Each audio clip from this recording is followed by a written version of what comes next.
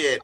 Like I'm not doing that shit dolo at my pool at home. I know I can't swim.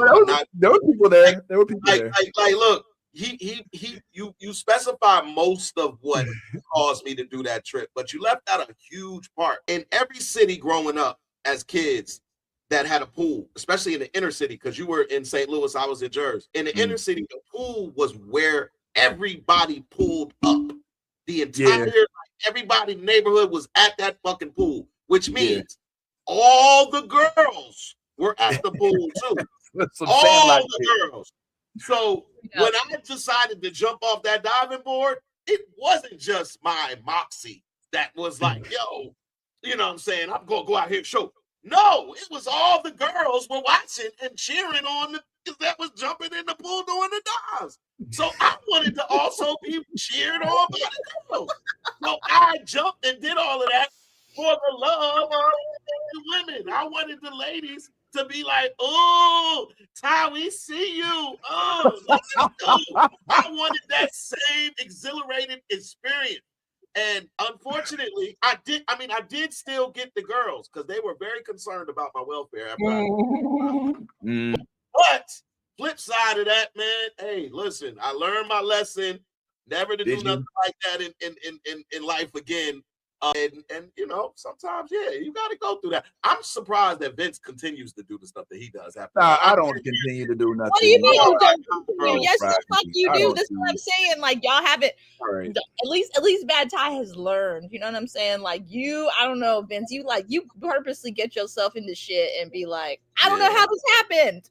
Look, I'm slightly accident prone. I gotta be honest about that. But I will get in accidents not just on trips, but around my own house. Like it don't matter. It'll follow me anywhere. But let me move the story forward a little bit. So we were there for the weekend, and it was time for us to go ahead and head home. We're at this park, right?